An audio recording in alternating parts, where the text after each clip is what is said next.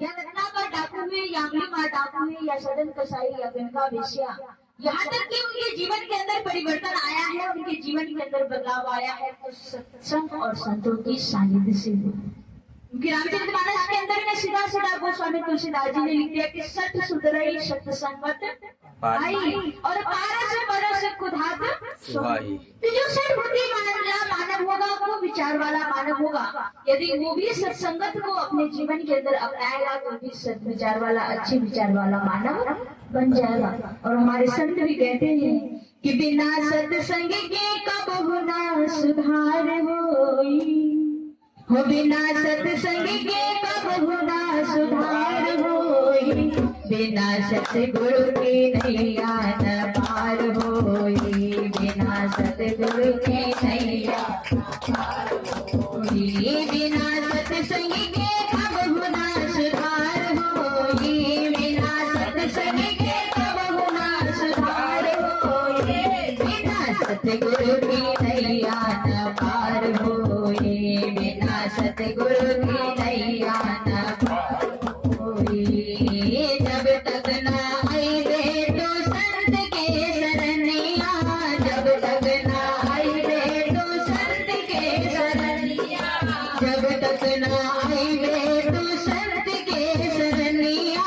जब तक न आईबे तो संत के शरणिया, फिर थामे जाए तुम्हारे मानस जिंदगनिया, फिर थामे जाए तुम्हारे मानस जिंदगनिया, इनके सत्संग से तुम्हारा सुधार होई, इनके सत्संग से तुम्हारा सुधार होई, बिना सतगुरु की नैया न पार होई, बिना सतगुरु की नैया न पार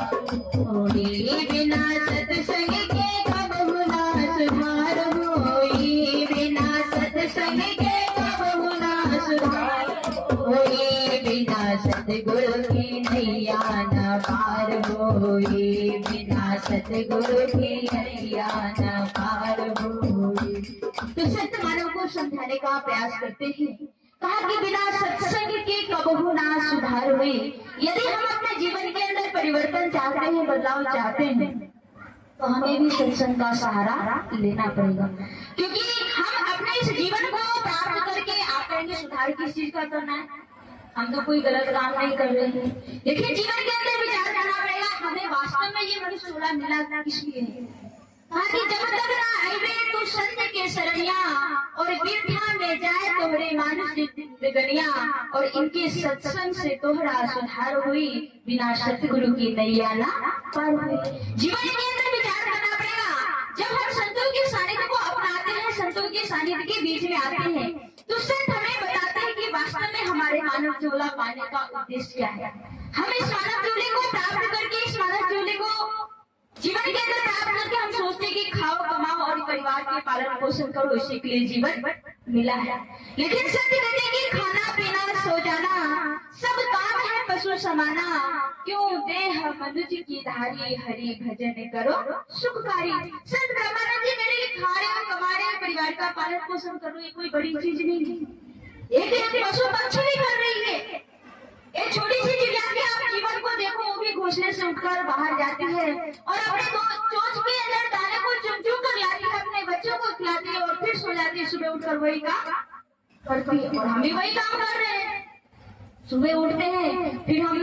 नौकरी पे या बिजनेस पे या काम पे कहीं भी जाते हैं, फिर शाम को वापस आते हैं, खाते हैं, सो जाते हैं, फिर सुबह उठकर वही काम करते हैं। लेकिन संत कहते हैं कि खाना पीना सो जाना सब काम है पशु समाना, जो काम आप कर रहे हैं काम एक पशु पक्षी भी कर रहे हैं, लेकिन कहा कि क्यों देह मनुष्य की धारी, हरि भजन करो सुखकारी। कि वास्तव में मनुष्य का जुड़ा हमें मिला किस लिए,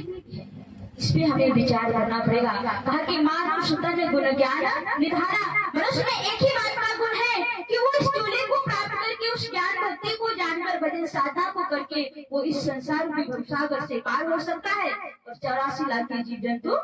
नहीं कर सकते। तो देखो प्रभु ने ये सुंदर अवसर हम और आपको दिए हैं, तो हम इस अवसर को अपने हाथ से यूं ही ना गवाए। हम जीवन के अंदर संतों के सानिध्य को अपनाए। जब विभीषण जी ने हनुमान जी जैसे संतों के सानिध्य को जीवन के अंदर अपनाया, तो वो प्रभु राम के चरण तक पहुँचने में उन्हें देरी नहीं लगी। और आज हम भी प्रभु के चरणों तक पहुँचना चाहते हैं, प्रभु के चरणों के अनुरागी बनना चाहते हैं, प्रभु की सच्ची भक्ति को जीवन के अंदर जानना चाहते हैं, तो हमें भी संतों के सानिध्य को अपनाना पड़ेगा। क्योंकि जो भक्ति की शुरुआत है वो संतों के सानिध्य से ही होता है। कहा कि प्रथम भक्ति संतन प्रसंगा और दूसरी रति मम कथा प्रसंगा, कि प्रथम भक्ति संतों के सानिध्य को अपनाओ और दूसरी भक्ति उस प्रभु परमपिता परमात्मा की मन को एकाग्रित करके सत्संग को सुनाई, भगवान की दूसरी भक्ति है। तो जीवन के अंदर विचार करना पड़ेगा। जो पहली और दूसरी क्लास है वो आज हमें जीवन के अंदर भगवान की कृपा से प्राप्त हो रही है। संतों का सानिध्य भी मिल रहा है और सत्संग रूपी ज्ञान गंगा में गोता लगाने का भी सौभाग्य मिल रहा है। और यदि इसी प्रकार से हम जीवन के अंदर संतों के सानिध्य को अपनाएंगे, प्रभु की कथा को अपनाएंगे, तो जो भगवान की 9 प्रकार की भक्ति है, 9धा भक्ति भगवान जो दिल्ली को समझा रहे हैं, वो 9 प्रकार की भक्ति भी हमारे जीवन के अंदर तभी आएगी जब हम संतों के सानिध्य को अपनाएंगे। और जब हम संतों के सानिध्य को अपनाते हैं तो कहा कि गुरु पद पंकज सेवा तीसरी भक्ति अमर। गुरु महाराज की चरणों की सेवा भी करने का जो प्रेरणा है ये आपको संतों के सानिध्य से मिलेगा। और कहा कि चौथी भक्ति मम गुणगण करि कपट तज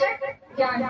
कि ये सब हमें संतों के सानिध्य से मिलेगा। लेकिन हमें जो पहली और दूसरी क्लास है उसे जीवन के अंदर हमेशा अपनाकर रखना पड़ेगा। और जब हम जीवन के अंदर संतों के सानिध्य को अपनाएंगे तो जो जीवन का लक्ष्य है वो हमें संतों के सानिध्य से ही मिलेगा। और जब हम संतों के सानिध्य को अपनाएंगे तो संत बड़े ही दयालु होते हैं, वो जीवन के अंदर उस ज्ञान भक्ति को जीवन के अंदर प्रदान करते हैं। और जब हम भजन ज्ञान को प्राप्त करके भजन साधना को करते हैं, गुरु दरबार की सेवा को करते हैं, तभी हम अपने इस मानव चूल्हे को सफल सार्थक बना पाते हैं। तो देखो ये सुंदर अवसर प्रभु ने दिया है, तो हम इस अवसर को अपने हाथ से यूं न गवाएं। हम जीवन के अंदर भजन साधना करें, गुरु दरबार की सेवा को करें और अपने इस मानव चूल्हे को सफल सार्थक बनाएं। आगे पूछने वाले विचार होंगे, हम सभी लोगों के विचार को सुनकर अपने मानव जीवन को सफल सार्थक बनाएं। प्रेम से बोलिए